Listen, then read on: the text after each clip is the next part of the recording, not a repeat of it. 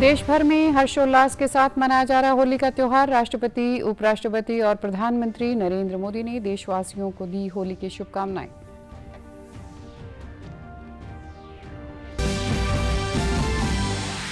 मुख्यमंत्री नायब सिंह सैनी ने संत कबीर कुटीर में पार्टी कार्यकर्ताओं के साथ मनाया होली का पर्व। लोक भवन में आयोजित होली मिलन समारोह में की शिरकत।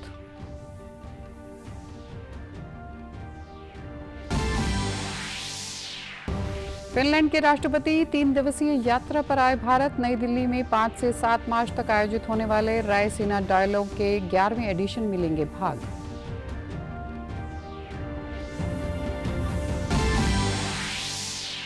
और कैबिनेट मंत्री विपुल गोयल और राजेश नागर ने बजट को बताया विकसित भारत 2047 का विजन। कहा, हर वर्ग और क्षेत्र का रखा गया है बजट में ध्यान।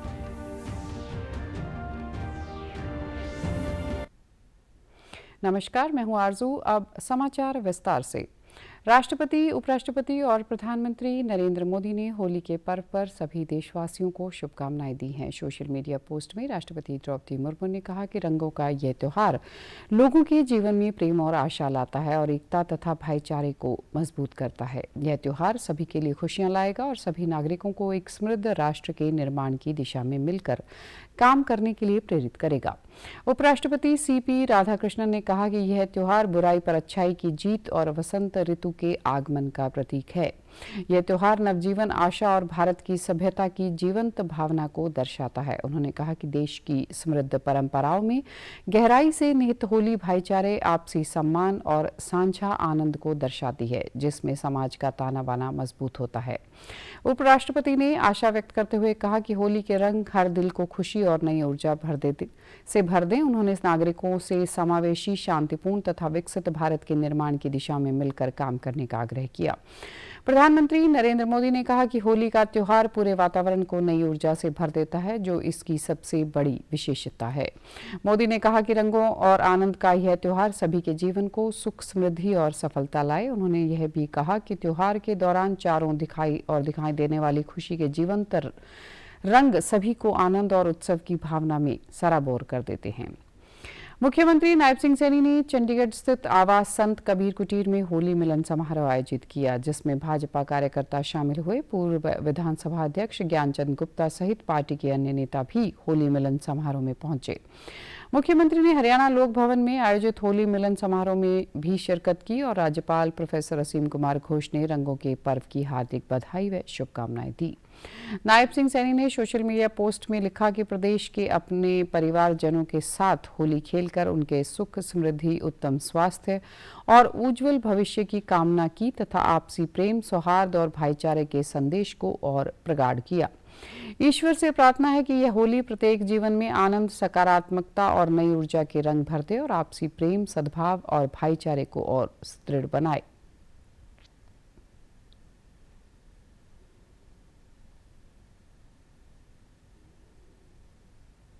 विधानसभा उपाध्यक्ष कृष्ण मिड्डा ने जींद में अपने आवास पर क्षेत्रवासियों के साथ होली का त्योहार मनाया। कृष्ण मिड्डा ने इस अवसर पर कहा कि त्योहार पर स्थानीय नागरिकों के साथ होली खेली और उनकी समस्याएं भी सुनी।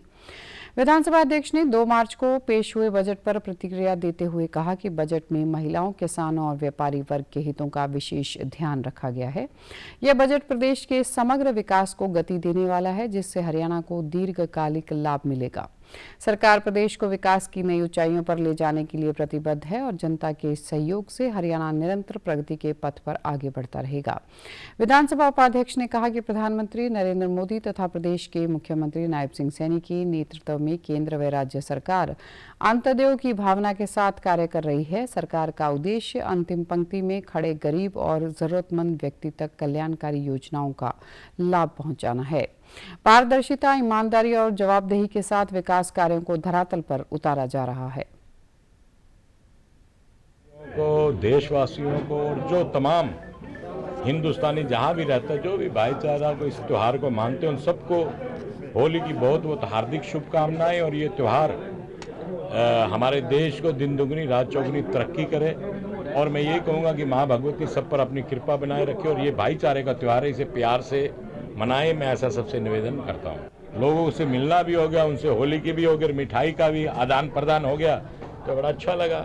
इसमें लोगों को भी अच्छा लग रहा है। तो इसी समय अपने जींदवासियों को मिलने का भी समय मिला और उनकी समस्याएं भी सुनने का अवसर मिला और उनकी समस्याओं का समाधान करने साथ के साथ करने का काम किया। ये बजट बहुत अच्छा बजट है। इस बजट के अंदर प्रत्येक वर्ग को ध्यान में रखा गया, चाहे वो खिलाड़ी को लेकर हो, चाहे महिलाओं को लेकर हो, चाहे वो किसानों को लेकर हो, चाहे वो व्यापारी वर्ग को लेकर, हर वर्ग को ध्यान में रखकर ये बजट बनाया गया और इससे हरियाणा को बहुत फायदा मिलेगा। भाजपा प्रदेश अध्यक्ष मोहनलाल बड़ौली और सोनीपत से भाजपा विधायक निखिल मदान ने भी होली का त्योहार हर्षोल्लास के साथ मनाया। इस दौरान पार्टी के कार्यकर्ता भी बड़ी संख्या में मौजूद रहे और प्रदेशाध्यक्ष और विधायक के साथ होली खेली। मोहनलाल बड़ौली ने कहा कि होली प्रेम, भाईचारे और सामाजिक सौहार्द का पर्व है और हमें आपसी मतभेद भुलाकर त्योहार मनाना चाहिए। देश और प्रदेश निवासियों को होली के पावन पर्व की बहुत बहुत बधाई और शुभकामना देता हूं। बुराई पर अच्छाई की जीत का त्योहार है। ये आस्था का प्रतीक और सभी को रंगों से सराबोर करने वाला ये त्योहार, ये भाईचारे का त्योहार, ये सबको गले मिलाने का त्योहार और होली के दिन रूठे हुओं को भी मनाने का त्योहार। मैं इस उत्सव की सभी भाइयों को, बहनों को, बुजुर्गों को, युवाओं को, सभी को बहुत बहुत बधाई और शुभकामनाएं देता हूं। भाजपा विधायक निखिल मदान भी होली के रंगों में रंगे नजर आए। विधायक ने भी कार्यकर्ताओं को रंग गुलाल लगाया। भाजपा विधायक ने कहा कि होली केवल रंगों का नहीं बल्कि सद्भाव का त्योहार है। उन्होंने कहा कि होली पर पानी की बचत करें और प्राकृतिक रंगों का प्रयोग करें। इस पावन पर्व पे मैं सभी देशवासियों को, हमारे प्रदेशवासियों को, सोनीपत विधानसभा के सभी निवासियों को रंगों के त्योहार, भाईचारे के प्रतीक होली की बहुत बहुत हार्दिक शुभकामनाएं देता हूं और ईश्वर से कामना करता हूं आपके जीवन में बहुत सारी खुशियां आए, रंगों की तरह आपका जीवन महकता रहे। होली का त्योहार कैथल में भी बड़ी खुशी और मस्ती और उत्साह के साथ मनाया गया। छोटे बड़े और महिलाएं सब रंग बिरंगे रंगों में रंगे नजर आए। कहीं फूलों की होली तो कहीं रंगों की होली लोगों ने खेली और जमकर मस्ती की। रंग बिरंगे रंगों में रंगी युवाओं की टोली ने त्योहार का पूरा आनंद लिया।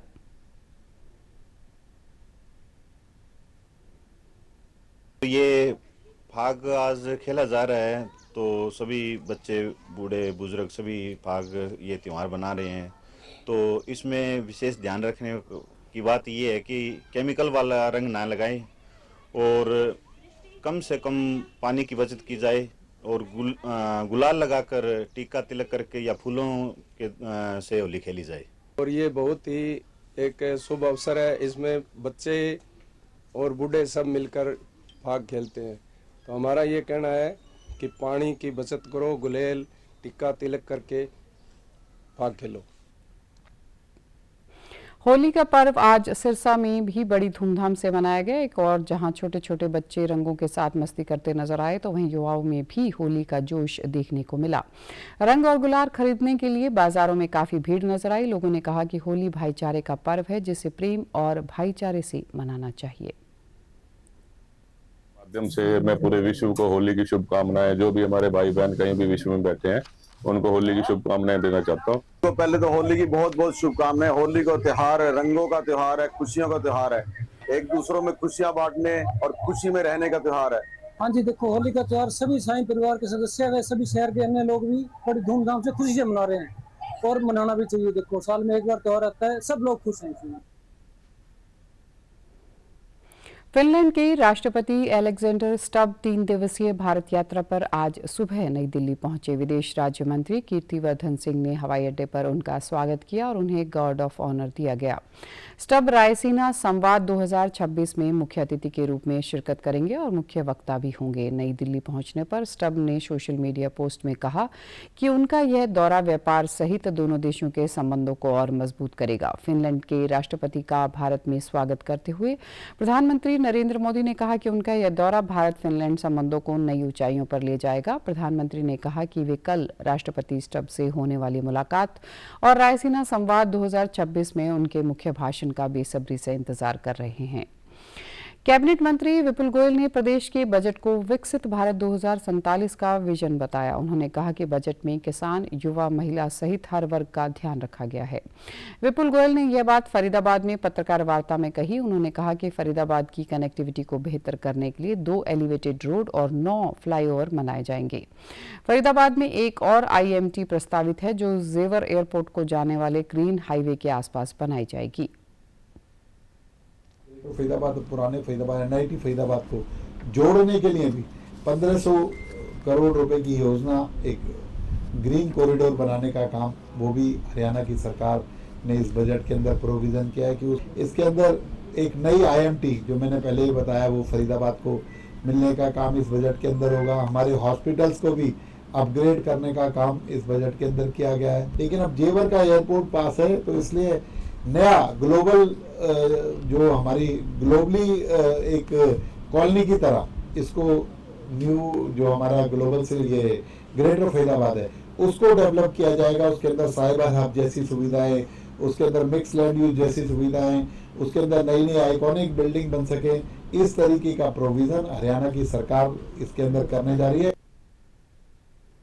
वहीं खाद्य नागरिक आपूर्ति एवं उपभोक्ता मंत्री राजेश नागर ने बजट को आशाओं और उम्मीदों का बजट बताया। उन्होंने कहा कि खाद्य एवं नागरिक आपूर्ति विभाग के लिए मुख्यमंत्री ने 2558 करोड़ 61 लाख रुपए के बजट की घोषणा की है। उन्होंने कहा कि वित्त वर्ष 2026-27 के बजट के अंतर्गत 4000 नई दुकानें खोलने का ऐलान बजट में हुआ है, जिसमें महिलाओं को 33% आरक्षण दिया जाएगा। दुकानदारों को 5-5 किलोग्राम के पैकेट में जैविक खाद बेचने की छूट दी जाएगी। जो राइस मिलर्स समय पर भारतीय खाद्य निगम को CMR की पूर्ण डिलीवरी देने में असफल रहे, उनके लिए एक वन टाइम सेटलमेंट योजना लाई जाएगी।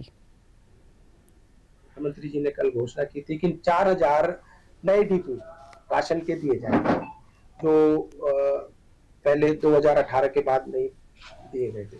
और इसमें हमें सबसे बड़ी अच्छी बात यह है कि जैसे हमारा केंद्र सरकार भी, प्रदेश सरकार भी महिलाओं को जो बढ़ावा दे रही है, उसके तहत ही महिलाओं को 33% का इसमें रिजर्वेशन दिया गया है, जिससे महिला भी अपना सशक्त हो सके, मजबूत हो सके।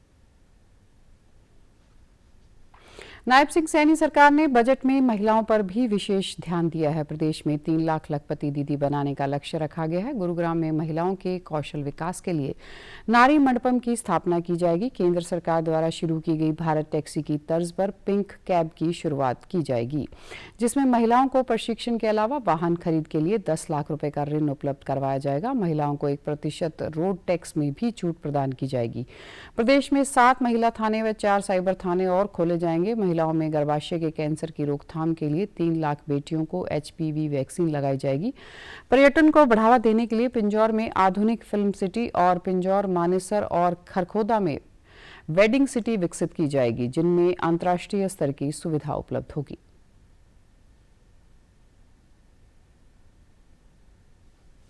जैसे महिलाओं की हम बात कर रहे थे, 3 लाख बेटियों का टीकाकरण, ये भी एक बहुत बड़ी बात है।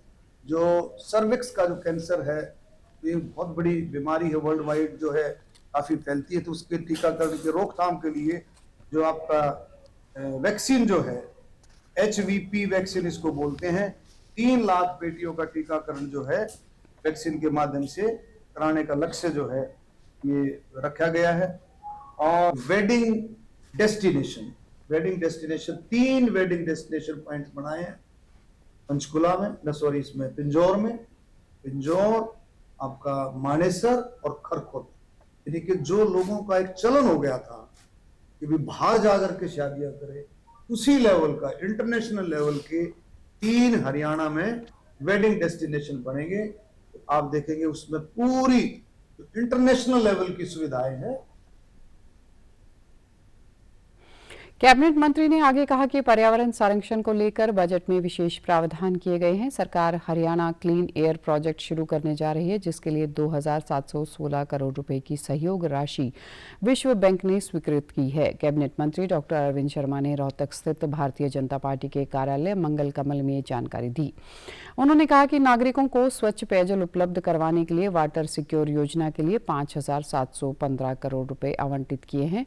उन्होंने कहा कि प्रधानमंत्री के विकसित भारत के संकल्प में हरियाणा की भागीदारी मील का पत्थर साबित होगी। किसानों के उत्पादों की सीधी बिक्री के लिए ग्रामीण हाट स्थापित होंगे, जिन्हें मंडियों से जोड़ा जाएगा। कैबिनेट मंत्री ने कहा कि 804 पैक्स को सशक्त किया जाएगा और 300 पैक्स को लाभ में लाने का लक्ष्य रखा गया है। पैक्स में 25 तरह के कार्य किए जा सकेंगे। सीधी बिक्री के लिए ग्रामीण हाट मंडियां जो है स्थापित की जाएंगी। महिलाओं के समूह को भी खाद्य प्रशिक्षण देते हुए और ग्रामीण हाट मंडियां जो है ये सीधे बाजार से उनको जोड़ा जाएगा। ये भी एक बहुत बड़ी योजना है कि भाई किसानों में जैसे होता था जो प्रोडक्ट के बाद वो कहाँ बेचे, उसका भी प्रोविजन जो हरियाणा सरकार जो है अपना जुम्मा लेकर के उसका भी प्रोविजन केंद्र सरकार से बातचीत करके उसका भी बीज का है, जो अच्छा बीज मिले, किस तरह से उनको अच्छा बीज मिले, उसका भी प्रोविजन हरियाणा सरकार कर रही है। और जो खेती के बाद उसकी जो उपज है, फसल है, उसको ठीक भाव मिले और ठीक भाव मिलने के बाद जैसे सब्जी है, फल हैं, दालें हैं, तिलहन और भी तरह के उनको किस तरह से मार्केट में जो है अच्छी तरह से दिया जाए, उसके लिए भी जो है बहुत अच्छी तरह इसमें सिस्टम किया है।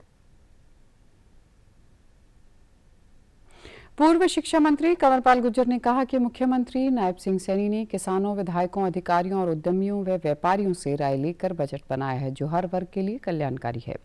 कैथल स्थित भाजपा कार्यालय कपिल कमल में आयोजित पत्रकार वार्ता में कंवरपाल गुर्जर ने यह बयान दिया। यह बजट प्रदेश को विकसित बनाने के सपने को साकार करेगा। यह बजट किसानों, मजदूरों, व्यापारियों, छोटे दुकानदारों, महिलाओं, छात्रों, मछली पालकों, प्राकृतिक खेती करने वाले किसानों सहित सभी वर्गों के लिए लाभकारी सिद्ध होगा। कंवरपाल गुर्जर ने कहा कि मुख्यमंत्री ने बजट में प्राकृतिक खेती को बढ़ावा देने के लिए ऑर्गेनिक व जैविक खेती करने वाले किसानों को 10,000 रुपये प्रति एकड़ प्रोत्साहन राशि देने का ऐलान किया है। जैविक खेती के लिए अलग से मंडियों का निर्माण किया जाएगा और पैदावार की जांच के लिए लेबोरेटरी बनाई जाएगी।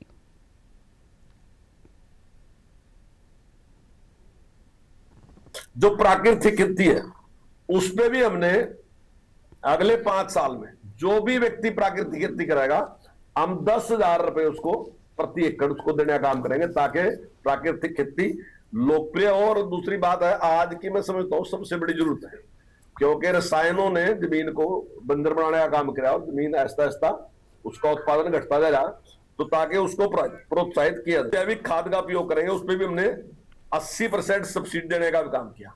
और उसमें भी जो मैं अभी आपसे कह रहा था प्राकृतिक खेती वाली भी, उसमें भी ये किया हमने कि जो 2000 एकड़ हमने जमीन निश्चित की वहां पे हम करने लग रहे हैं। उसमें हमने एक टारगेट रख दिया कि अगर किसान को जितनी वो पैदावार ले रहा उससे अगर उसके पैसे घटाएंगे तो उस घाटे की जिम्मेदार सरकार होगी, सरकार उस घाटे को पूरा करेगी, ताकि किसान इस बात से न डर जा कि भाई मैं ये खेती करूंगा पता नहीं क्या होगा क्या नहीं होगा, तो रिस्क ले ले वो। वर्ष 26-27 का बजट 2,23,658 करोड़ 17 लाख रुपए का है, जो पिछले वर्ष की तुलना में 10.28% अधिक है।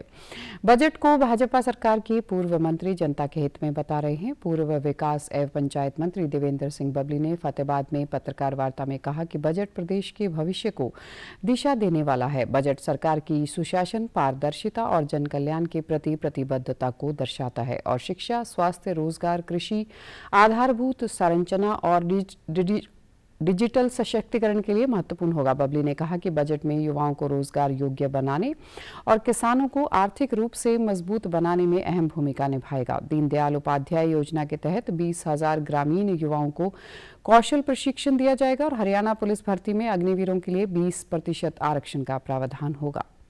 हमारे प्रदेश के मुख्यमंत्री जी ने पेश किया है ताकि हमारे जितने भी वर्ग हैं, चाहे हमारी किसान की हम बात करें, युवाओं की बात करें, हमारी महिलाओं की बात करें और हमारा जो गरीब वर्ग है, इन चारों स्तंभों का ध्यान रखते हुए ऐसा बजट पेश किया है कि सबके तालमेल से सबको आगे बढ़ाएगा और प्रदेश का जो हमारे हर वर्ग है उनकी सबकी सहमति से उनके सुझाव लेकर इस बजट को लेकर आए हैं और आने वाले समय में हरियाणा और मजबूती के साथ ग्रोथ करेगा। भिवानी से भाजपा विधायक घनश्याम सर्राफ ने प्रदेश के बजट को विकास की दिशा में बड़ा कदम बताया है। विधायक ने कहा कि यह बजट हर वर्ग के लिए फायदेमंद साबित होगा। मुख्यमंत्री नायब सिंह सैनी ने कृषि, शिक्षा, स्वास्थ्य और रोजगार जैसे महत्वपूर्ण मुद्दों पर विशेष ध्यान दिया है। भिवानी जिले को भी बजट में 3 बड़ी सौगातें मिली हैं, जिसमें तौशाम में इंडस्ट्रियल मॉडल टाउनशिप बनाने का प्रावधान है, जिससे क्षेत्र में उद्योगों को बढ़ावा मिलेगा और युवाओं को रोजगार मिलेगा। इसके अलावा पंडित नेकीराम मेडिकल कॉलेज की स्थापना से स्वास्थ्य सुविधाएं और बेहतर होंगी। वहीं सेम से प्रभावित किसानों को भी राहत देने का प्रावधान किया गया है, जिससे किसानों को लाभ पहुंचेगा।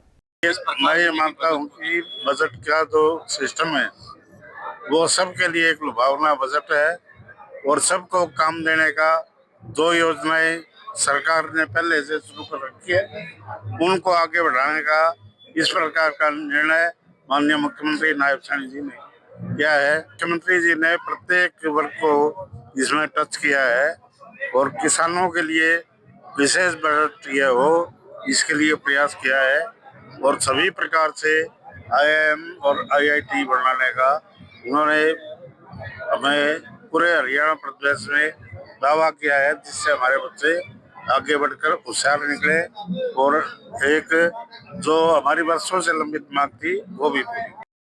भारतीय जनता पार्टी की महामंत्री अर्चना गुप्ता ने मुख्यमंत्री नायब सिंह सैनी द्वारा 2 मार्च को पेश किए गए बजट को जनहितकारी बताया। करनाल स्थित भाजपा कार्यालय कर्ण कमल में आयोजित पत्रकार वार्ता में अर्चना गुप्ता ने कहा कि बजट में शिक्षा, स्वास्थ्य और आधारभूत ढांचे को मजबूत करने पर विशेष ध्यान दिया गया है। मुख्यमंत्री ने महिलाओं को सशक्त करने के लिए कई प्रावधान किए हैं। अगर कोई महिला अपने नाम पर वाहन खरीदती है तो उसे टैक्स में 1% की छूट मिलेगी। वहीं इलेक्ट्रिक गाड़ियां खरीदने पर टैक्स में पहले से ही 20% की छूट मिल रही है। 1 लाख युवाओं को आर्टिफिशियल इंटेलिजेंस की ट्रेनिंग दी जाएगी, जिसके बाद इन्हें नौकरी दी जाएगी। भाजपा महामंत्री ने आगे कहा कि 2000 नए वीटा बूथ खोले जाएंगे, जिसमें स्वयं सहायता समूह चलाने वाली महिलाओं को 20% आरक्षण दिया जाएगा। सभी सरकारी बसों और टैक्सियों में ट्रैकिंग डिवाइस और पैनिक बटन लगाए जाएंगे ताकि महिलाएं सुरक्षा सुनिश्चित महसूस करें। सीएम ने 500 वर्ग गज तक के मकानों में हर महीने 10 किलोलीटर पानी फ्री देने की भी घोषणा की है।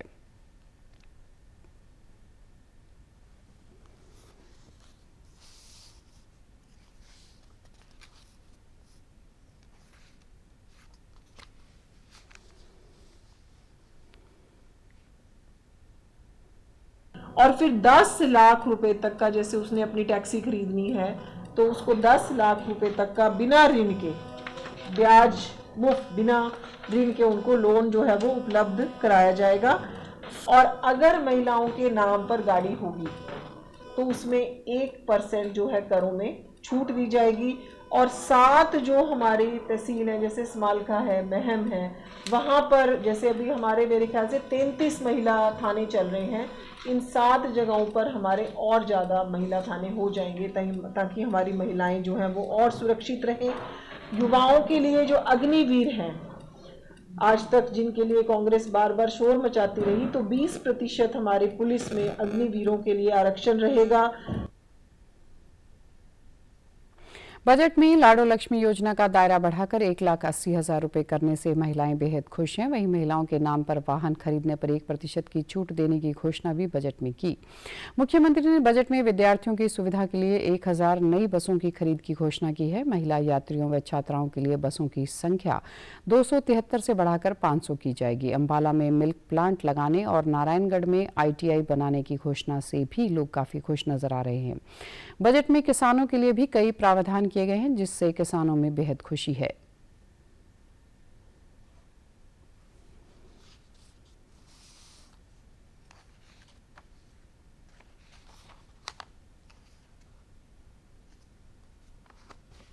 आप देखिए, जिसमें महिलाओं के लिए भी और युवाओं के लिए भी और खिलाड़ियों के लिए भी, किसान, इंडस्ट्रीज और शिक्षा को सबको ध्यान में रख करके ये बजट बनाया गया है, जिसके अंदर आप मान के चलिए माननीय मुख्यमंत्री जी ने जो लाडो लक्ष्मी योजना थी उसका जो विस्तार करके अब वो 1,80,000 रुपए तक जिनकी फैमिली ID की इनकम होगी उनको भी इसके अंदर शामिल कर लिया जाएगा।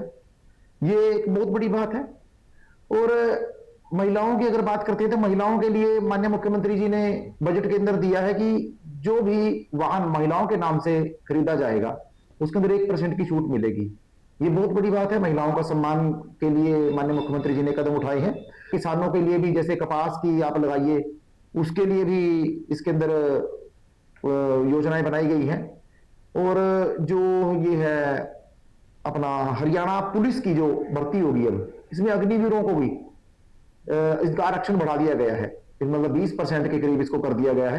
तो इससे युवाओं को बहुत लाभ होगा। तो आने वाले समय के अंदर इस बजट का बहुत अच्छा रिजल्ट देखने को मिलेगा। और पहले क्या था, देखिए रजिस्ट्री के लिए लोग धक्के खाने पड़ते थे कचहरियों के अंदर। अब क्या आपको चीज से भी निजात मिल चुकी है उस चीज से, ठीक है जी। अब आपको ऑनलाइन जो भी है रजिस्ट्री आप अपनी करा सकते हो और उस चीज के लिए आपको कचहरियों के धक्के खाने की जरूरत नहीं है सर। जो बजट पेश होया जी बहुत बढ़िया लगा।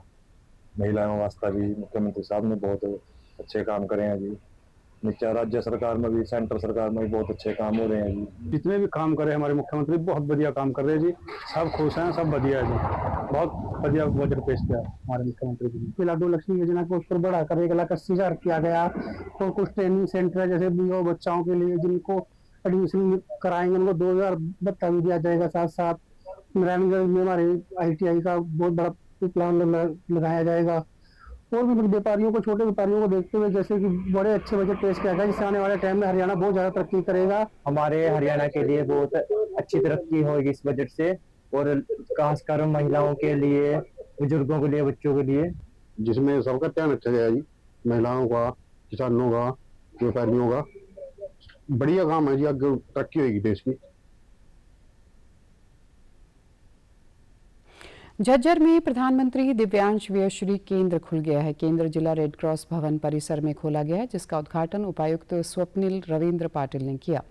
इस दौरान Aravali power company private limited के मुख्य कार्यकारी अधिकारी दिलीप कई बोरता भी मौजूद रहे। इस अवसर पर उपायुक्त ने 89 दिव्यांग जनों को 53,30,000 रुपए की राशि के कृत्रिम उपकरण वितरित किए। भारत सरकार के सामाजिक न्याय और अधिकारिता मंत्रालय की पहल के तहत प्रधानमंत्री दिव्यांश व्ययश्री केंद्र स्थापित किए जा रहे हैं। इन केंद्रों का संचालन artificial limbs manufacturing corporation of India द्वारा किया जाता है। यह एक सरकारी कंपनी है जो सामाजिक न्याय और अधिकारिता मंत्रालय के अधीन काम करती है। इन केंद्रों को Aravali power company private limited ने गोद लिया है। झज्जर में स्थापित इस केंद्र के तहत दिव्यांगजनों को सहायक उपकरण प्रदान करने के लिए 2 करोड़ रुपए के MOU पर हस्ताक्षर किए गए हैं। उपायुक्त ने बताया कि दिव्यांगों को पहले कृत्रिम अंगों के लिए सहायता शिविरों का इंतजार करना पड़ता था, लेकिन अब उन्हें आसानी से कृत्रिम अंग मिलेंगे। इनिशिएटिव है और APCPL है, उन्होंने सहयोग किया है 2 करोड़ रुपए का, और एलिम्को ने ये केंद्र चालू किया। आज फिलहाल तो केवल ट्राईसाइकिल है और दूसरा एक मोटर वाली है, उसमें हेलमेट भी है, और दूसरी भी है ट्राईसाइकिल। तो आने वाले समय में और भी चीजें जैसे हियरिंग डिवाइस हो गया, आर्टिफिशियल लिम्स हो गए, वो सारे प्रोवाइड। वहीं Aravali power company private limited के मुख्य कार्यकारी अधिकारी दिलीप कई बोरता ने कहा कि केंद्र के खुलने से पात्र लाभार्थी को समय पर कृत्रिम अंग मिल सकेंगे। भविष्य में और भी कृत्रिम अंग जरूरत के अनुसार दिव्यांगजनों को दिए जाएंगे। साल में एक बार जाके कैंप लगाते थे और उस बार जिसको मिल गया। अब हम लोग गेम को चेंज किया। अब हम साल में 365 डेज एक पर्टिकुलर जगह में ये कैंप, ये ऑफिस चालू रहेगा। जिसको जो कुछ जरूरत है वो आएगा, वो उसका हम लोग अवेलेबल कराएंगे और उसको सौंपेंगे। तो एक नया पहल शुरू हुआ APCPL का, मतलब फाइनेंशियल भरोसा से, और इसमें हमको सहयोग किया डिस्ट्रिक्ट एडमिनिस्ट्रेशन झज्जर और हमारा पार्टनर रहा एलिम्को। मैं दोनों को थैंक यू करना चाहता हूँ और इसको लॉन्ग लाइफ चाहता हूँ, और ज़्यादा से ज़्यादा आदमी को हम इसका सुविधा दे पाए, और ये हमारा उद्देश्य है। समाचारों में आज इतना ही। नमस्कार।